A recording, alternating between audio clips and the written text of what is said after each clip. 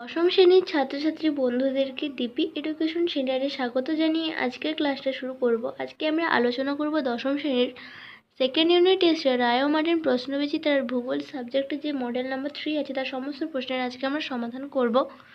তো চলো আজকের ক্লাসটা শুরু করা যাক। বিভাগ ক, বিকল্পগুলির মধ্য থেকে সঠিক উত্তরটি নির্বাচন করে লেখো।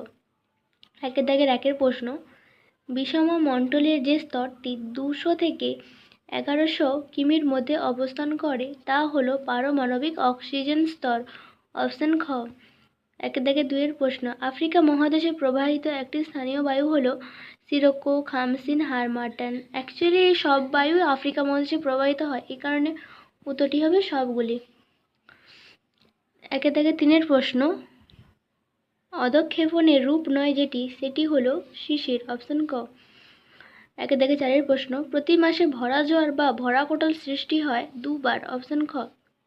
একের দাগের পাঁচের প্রশ্ন, সমুদ্র স্রোতের গতি মেরু প্রদেশে কম হওয়ার কারণ হলো পরিধি কম। অপশন ক। একের দাগে ছয়ের প্রশ্ন, ধান উৎপাদনে ভারতের প্রথম রাজ্য হলো পশ্চিমবঙ্গ। অপশন ক। একের দাগে সাতের প্রশ্ন, ভারতের ডেট্রয়েট বলা হয় চেন্নাইকে। অপশন গ।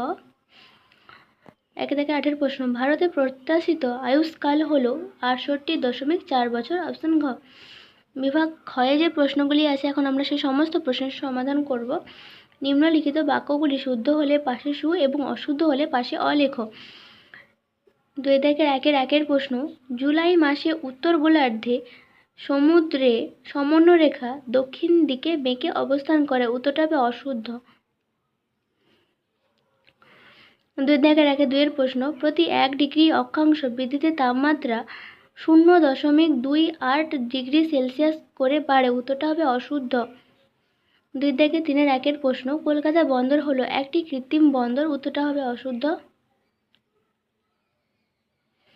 দোহ শিল্পী, দুই দাগের চারের প্রশ্ন, দোহ শিল্পী হলো একটি প্রাণী ভিত্তিক শিল্পের উদাহরণ। উত্তরটা হবে শুদ্ধ। দুই দাগের একের পাঁচের প্রশ্ন, হিমপ্রাচীরে জলের উচ্চতার পার্থক্য হয় না। উত্তরটা হবে অশুদ্ধ। একটি বা দুটি শব্দে উত্তর দাও। দুই দাগের দুইয়ের একের প্রশ্ন, অ্যালবেডোর কত শতাংশ মেঘের দ্বারা সৃষ্টি হয়। উত্তরটা হবে 25%।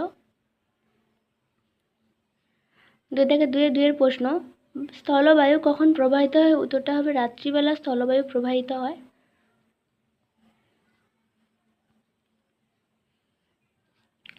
দুই দাগের তিনের প্রশ্ন, জোয়ার ভাটার মধ্যে সময়ের পার্থক্য কত।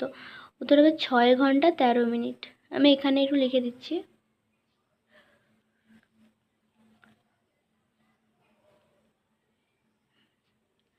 দুই দাগের যে চারের প্রশ্ন, কেন্দ্রীয় কফি গবেষণা কেন্দ্রের নাম লেখো। উত্তরটা হবে চিকমাগালুর।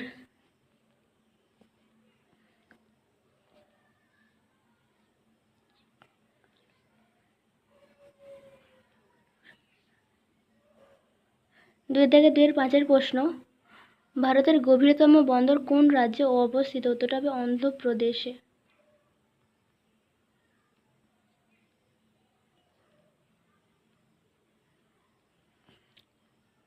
সমস্ত এমসিকিউ প্রশ্নের সমাধান করে আজকের ক্লাসটা শেষ করলাম। ধন্যবাদ।